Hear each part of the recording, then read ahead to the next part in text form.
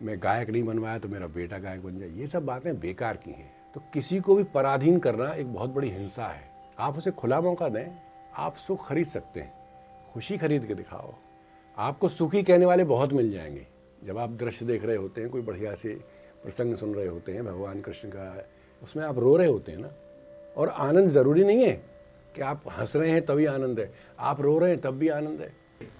गुरु जी राधे राधे। राधे राधे। गुरु जी मैं ये जानना चाहता हूँ, जैसे कि मेरे पे एक बेटा है, एक बेटी भी है, 2 बच्चों का बाप हूँ। तो मैं ये जानना चाहता हूँ कि बेटा और बाप में कैसे आपस में टूनिंग बननी चाहिए, इस बारे में कुछ हमें समझाएं, जिससे आने वाले टाइम में आजकल जो नए युवक गलत राह पे चल रहे हैं तो हम उनको सही रास्ते पे ला सकें और मेरी बात भी मान सकें। ऐसा कुछ हमें आप बताएं। संत कबीर का नाम तो आपने सुना ही होगा। मेरे ख्याल में शायद ही कोई ऐसा व्यक्ति होगा जो कि संत कबीर से प्रभावित न हो, और उनकी अलग अलग तरह की अद्भुत उनके सारे वो रही कारगुजारियाँ रहीं कि सारा जीवन काशी में रहे, और जब अंतिम समय आया तो मगहर चले गए। लोग तो उल्टा काशी में ही अपना वो मरने के लिए आते हैं। तो कबीर साहब के बेटे का नाम था कमाल। तो एक दिन कमाल बाहर से आए, उन्होंने कहा कि पिताजी आप समझ नहीं रहे हैं कि स्थिति क्या है घर की, और मैं समझता हूँ। क्या हो गया? बोले एक तो हमारी कुछ कमाई नहीं होती, आपके कपड़े के काम से जुलाहे थे, बुनकर थे, तो ज़्यादा कोई कमाई नहीं होती है, और उस पर भी कुछ कमाई भी होती है तो आप ये बाबा जी मुर्रा आते हैं सब, ये इनमें आप लुटा देते हैं। ये आपके जो संत समाज बैठता है, कभी इतने खाने आ रहे हैं, कभी उतने खाने आ रहे हैं, तो कहाँ से क्या हो। मेरा भी कोई व्यापार कुछ चल नहीं रहा है, मैं कुछ काम नहीं मिल रहा मुझे, तो मैं अपनी तरीके से कुछ करना चाहता हूँ। तो कबीर साहब ने कहा बहुत बढ़िया बात, तुम्हें अपने तरीके से ही करना चाहिए। बोले क्या सोचा है? बोले कुछ नहीं सोचा है, सब करके देख लिया, अब चोरी करूँगा। बोले बहुत ठीक है, ये तुमने निर्णय बहुत सही लिया कि चोरी करोगे, तो ठीक है बताओ कब चलना है? बोले कहाँ चलना है? चोरी करने। चोरी करने आप मेरे साथ जाएंगे? वाह क्यों नहीं जाऊँगा मैं। भाई तुम नया नया कोई बिजनेस शुरू कर रहे हो, कोई व्यापार शुरू कर रहे हो, एक नया कोई लेके आए हो, मतलब नया आइडिया, तो मैं भी चलता हूँ। कमाल ने झुंझला के कह दिया कि ठीक है आप भी चलिए। तो बोले चलो। उन्होंने कहा कि पिताजी ऐसा है, कमाल ने कहा कि ये रात में होती है चोरी, दिन में नहीं होती। वो ठीक है रात को चलेंगे। तो दोनों बाप बेटा कबीर साहब और कमाल चोरी करने चल दिए। एक सेठ की हवेली थी, उस हवेली के चारों तरफ मिट्टी की वो थी, दीवार थी, बाउंड्री थी। तो बोले यहाँ इस सेठ के यहाँ चोरी करते हैं, इसके यहाँ बहुत पैसा है, सुनते हैं ये बहुत बांटता भी है और मतलब बहुत पैसे वाला है। वो ठीक है क्या करना है? तो बोले करना क्या है, मैं अंदर जा रहा हूँ। अरे बोले सुनो पहले यहाँ लोगों को जगा तो दो, इन लोगों को सो रहे होंगे, हम चोरी करने आए, ने बताओ तो सही। कमाल ने कहा पिताजी आपको चोरी का भी पूरी मालूम है तरीका कि कैसे चोरी करते हैं, इन्हें जगा दिया तो फिर कोई चोरी हुई वो तो मार मार के घुस भर देंगे। हाँ अच्छा बोले क्या करना है फिर? बोले करना ये है कि मैं इस पेड़ पे चढ़ के, वहाँ एक पेड़ की डाल लटक रही थी, इस पेड़ पे चढ़ के अंदर कूद जाता हूँ और जो कुछ माल होगा समेट के ले आता हूँ, अंदर से बाहर फेंक दूंगा, फिर पेड़ पे चढ़ के ही आ जाऊँगा। बोले ये बहुत सही, ये बिल्कुल योजना तुम्हारी एकदम सटीक है, कामयाब होंगे हम, जाओ चिंता मत करो। कमाल चढ़े पेड़ पे, अंदर पहुँच गए। वहाँ थोड़ी बहुत जैसे आवाज़ हो गई तो दिए विए जल गई और मशाल जल गई और वो जगार हो गई। वहाँ तो जाग गए लोग। तो इस देख के कमाल जो एकदम घबरा गए कि क्या करना चाहिए। पेड़ पर चढ़ने की कोशिश की तो वो चढ़ने में कामयाब नहीं हो पाए, क्योंकि वो प्रोफेशनल चोर थोड़ी थे बेचारे, पहली बार आए थे। तो एक चाकू ले गए थे अपने साथ कमाल जो, तो उससे उन्होंने वो खोदना शुरू किया उसे, दीवार को, कि उसमें एक छेद हो जाए तो उसमें से बाहर निकल जाऊं किसी तरह। तो खैर जहाँ कमाल उसकी खुदाई कर रहे थे उधर कोई आया नहीं, ऐसा हो गया। तो खुदाई करते करते करते करते और कमाल का सर जो है वो बाहर निकल आया, कंधे अंदर ही रह गए, पूरा धड़ अंदर और उस मिट्टी की दीवार में से सर बाहर आ गया। तो कबीर ने कहा कि अब क्या करना है? कमाल ने कहा कि पिताजी ऐसा करो आप कि आप मेरा सर काट दो और मेरा सर काट के ले जाओ, क्योंकि आपको सब जानते हैं, मुझे सब जानते हैं, पता चलेगा कि हम यहाँ चोरी करने आए तो आपका बड़ा भारी अपमान हो जाएगा, सारा सम्मान जो है धूल में मिल जाएगा। आपको तो यहाँ भगवान की तरह से पूछते हैं लोग, सब कुछ खत्म हो जाएगा। तो बोले ये भी तुम ठीक कह रहे हो। बोले काय से काटूं? आप देखिए किस तरीके से उसे कर रहे हैं, कुछ भी विरोध नहीं कर रहे, जो कुछ कहा वो स्वीकार। हाँ ठीक है। तो बोले किस तरीके से काटूं? बोला देखिए आगे, थोड़ा सा आगे चल के वो चौराहा है, उस पर एक कसाई की दुकान है, वो बहुत देर रात तक बैठता है और उम्मीद है अब भी बैठा होगा।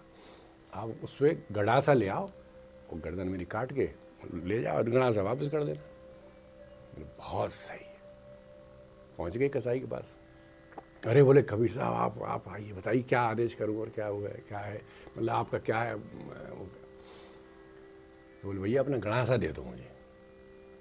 बोले आप गड़ासे का क्या करोगे? अरे वो गर्दन काटनी है। वो किसकी गर्दन काटनी है मुझे बताओ, मैं काट देता हूँ, मेरा तो रोज़ का काम यही है। उन्होंने कहा बात ये है कि कमाल की गर्दन काटनी है। कसाई ने सोचा कि ये इन्होंने मतलब जीवन में किसी को बुरा भी नहीं बोला, किसी को चांटा मारने की तो बात बहुत अलग है, और गर्दन काटने की बात कर रहे हैं। कोई ना कोई चक्कर है, कोई ना कोई शिक्षा देना चाह रहे होंगे, कोई सीख देना चाह रहे होंगे। तो उन्हें कहाँ है कमाल, चलिए मैं चलता हूँ, मैं ही काट दूंगा गर्दन, आपको तो इसका अभ्यास नहीं है, मुझे अभ्यास है। तो बोले चलो।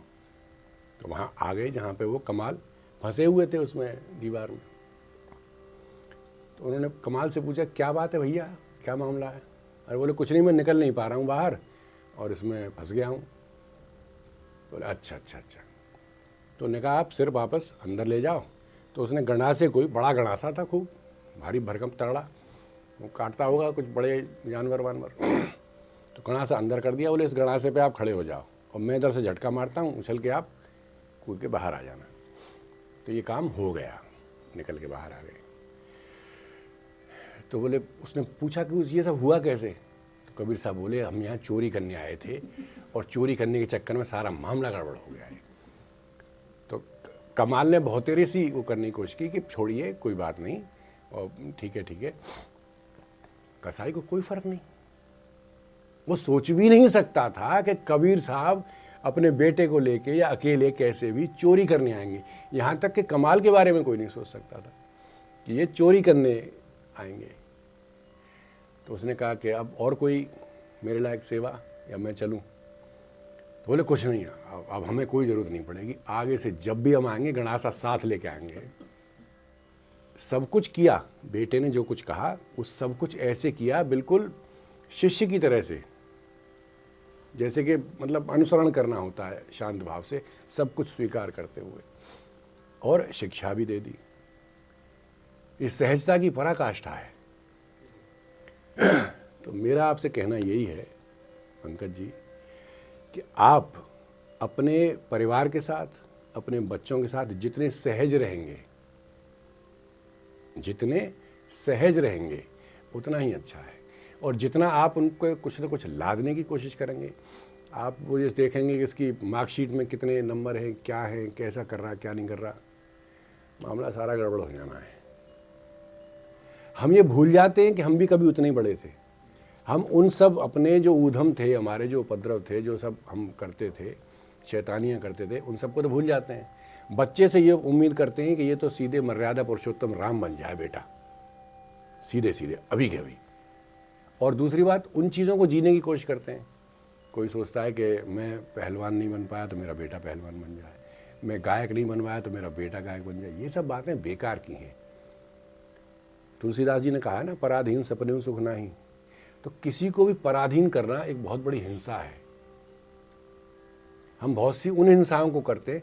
लोग कहते हैं कि भाई आप मांस खाएंगे तो हिंसा है। ये तो ठीक है कि ये हिंसा है, लेकिन उस हिंसा का क्या जो हिंसा आप दिन और रात कर रहे हैं। किसी के विचारों को न सुन के या किसी के उद्देश्यों को न जान के और अपने विचारों को लाद देना, ये सबसे बड़ी हिंसा है। आप उसे खुला मौका दें, खुल के जीवन जीने का करें। अब सुनिए, अब कमाल और बड़े हुए, वो भी कबीर साहब की तरह प्रसिद्ध हो गए। इस शिक्षा का नतीजा क्या निकला? संत कबीर, उनकी भी झोंपड़ी वहीं थी, उनसे थोड़ा आगे कमाल की झोंपड़ी थी। एक व्यापारी आया बहुत बड़ा कबीर साहब के पास। वो सबसे पूछता हुआ आया था कि भाई यहाँ ऐसा कौन है जो महान मतलब महात्मा हो, कोई संत हो। तो बोले बात क्या है? बोले बात मैं उन्हीं को बताऊंगा। सब ने कबीर साहब का नाम ले लिया कि कबीर साहब कबीर साहब कबीर साहब। वो व्यापारी वहाँ पहुँचा, उसने अपने अंदर से उसमें थैले में से और एक डिब्बा निकाला, बड़ा ही कीमती वैसा, तमाम उसमें स्वर्ण आभूषण और वो जाने क्या क्या ऊपर लगे चिपके हुए थे, बड़े बड़े रत्न चिपके हुए थे। उसके अंदर से एक हीरा निकाला इतना बड़ा, और हीरा लेके कबीर साहब की तरफ बढ़ा लिया। बोले ये क्या है? कबीर साहब ने कहा, बोले हीरा है। मेरे जीवन में अब तक मैंने इतना बड़ा हीरा न देखा था, न मेरे जानने वालों में से किसी ने देखा है। ये मुझे मिला है और मैंने प्रण किया था कि जब भी मुझे अपने जीवन में सबसे कीमती चीज़ मिलेगी मैं उसे किसी संत को दूंगा, और आपसे बड़ा संत कोई है नहीं। कबीर साहब ने कहा कि ये हीरा तुम मुझे दो रहे हो, मैं इसका क्या करूँगा? मेरे इस पास इसका कोई उपयोग नहीं है, इसे तुम अपने पास रखो भैया, कोई और योग्य मिले तुम्हें उसे दे देना, मैं हीरा वीरा कुछ नहीं करता। संत ने सोचा देखो जैसा सुना था वैसा ही पाया, और लोग कितने लालची होते हैं, ये कितने महान है कि हीरा वापस कर दिया। तो क्या हुआ लोकेश बाबू कि जब वो वहाँ से वापस आए तो उन्होंने कहा कि और भी कोई संत हैं क्या? तो बोले संत क्या है इनके, कबीर साहब के बेटे ही हैं, थोड़ा सा आगे चले जाओ, कमाल है। तो कमाल की कुटिया में पहुँचा, वही सब कुछ हुआ कि साहब ये हीरा मुझे मिला है और बेशकीमती है। और वो तो कमाल ने कहा कि मैं लेके इसका क्या करूँगा? पहली बात तो ये कीमती है ही नहीं, दूसरी बात ये हीरा भी नहीं है। जो हीरा जिसे कहते हैं वो कोई भौतिक चीज़ कैसे हो सकती है, और कीमती होने का मतलब नहीं जब हीरा नहीं है तो ये तो ऐसे मान लो कि एक पत्थर है, तो इसे तुम ले जाओ। जैसे ही वो चलने को हुआ, रुको, तुम भी क्यों ले जाओ? जो मेरे लिए पत्थर है जिसकी कोई कीमत नहीं, उसकी तुम्हारे लिए भी क्यों कीमत होनी चाहिए? मेरे हिसाब से तो तुम्हारे लिए भी कोई कीमत नहीं होनी चाहिए। सेठ ने कहा फिर क्या करूं? बोले इसे फेंक दो। कहाँ फेंकूं? बोला यहाँ मेरे पीछे ऊपर ये देख रहे हो तुम, तमाम ये ढेर लगा हुआ है, वहाँ एक वो थी ऊंची टाण जैसी, बोले इस पर फेंक दो। तो सेठ थोड़ा सकुचाया, संकोच में आया, बोले क्या बात है, थोड़ा कंफ्यूज हो गया। बोले फेंक दो ना, कह रहा हूँ मैं।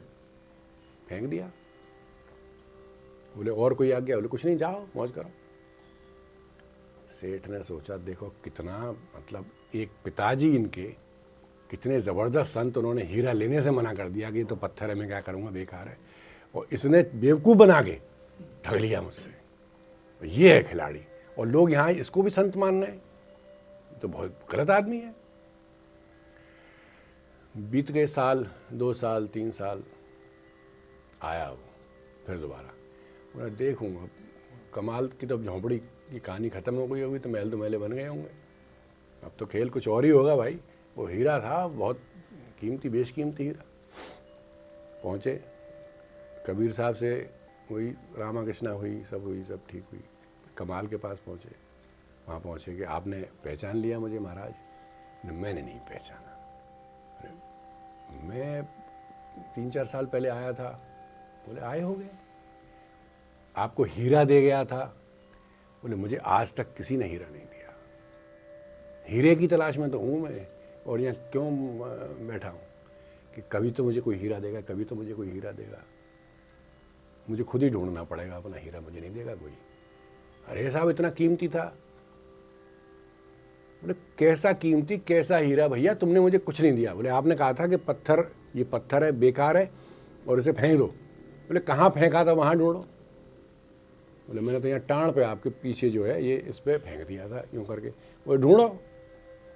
बांस में, एक बांस के खोल में, खोखले बांस में वो फंसा हुआ हीरा वहीं मिल गया। कमाल जो थे वो कबीर साहब से भी एक कदम आगे। इन चीज़ों का आनंद अलग है। ये चीज़ें बिल्कुल अद्भुत। और वैसे जैसे सुख है, आप सुख खरीद सकते हैं। भाई आपके पास ठंड लग रही है, कंबल नहीं है, कंबल ले आओ, सुख आपने खरीद लिया। आपको साइकिल चलाने में दिक्कत होती है, आपने मोटरसाइकिल खरीद ली, एक और सुख खरीद लिया, सुविधा हो गई। मकान बनवा लिया, किले जैसा बनवा लिया, कारें ले ली, गाड़ी ले ली, हवाई जहाज खरीद लिया। सुख आप खरीद रहे हैं, पर खुशी, खुशी खरीद के दिखाओ। आपको सुखी कहने वाले बहुत मिल जाएंगे। आप एक बड़ी महंगी कार में जा रहे हैं, उसे देख के सब लोग कहेंगे देखो कितना सुखी आदमी है।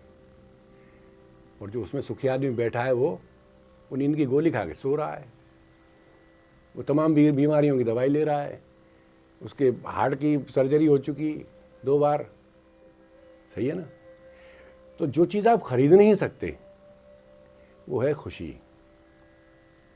और वो खुशी खरीद रखी थी कमाल ने, कबीर ने। आनंद, आनंद जो हमें होता है आप खरीद के दिखाओ। सुख आप खरीद लेंगे, आनंद नहीं खरीद सकते। और आनंद ज़रूरी नहीं है कि आप हंस रहे हैं तभी आनंद है, आप रो रहे हैं तब भी आनंद है। जब आप दृश्य देख रहे होते हैं, कोई बढ़िया से प्रसंग सुन रहे होते हैं, भगवान कृष्ण का, यशोदा मैया के बिछड़ने का, इनका उनका, राधा जी की विरह का, इनका उनका, उसमें आप रो रहे होते हैं ना। चाहे भले ही आंसुओं से नहीं रो रहे हो, अंदर से रो रहे होते हैं, लेकिन वो क्या मिल रहा होता है? आनंद मिल रहा होता है। किसी व्यक्ति के, किसी बच्चे को कोई पकड़ ले और उससे कहे कि मैं तुझमें 100 जूते मारूंगा तब छोड़ूंगा इसे, तुरंत हाँ करेगा। और वो जूते पड़ने से उसे कितना कष्ट हो रहा है, लेकिन इस बात का आनंद ले रहा है वो कि बच्चा मेरा, मेरी औलाद, मेरी संतान बच गई। ये अंतर है, इसे आप खरीद नहीं सकते। तो पंकज जी, आपका एक प्रश्न का उत्तर तो लगभग मिल गया होगा आपको। चलिए, तो अभी के लिए इतना ही, फिर अगली बार कुछ और।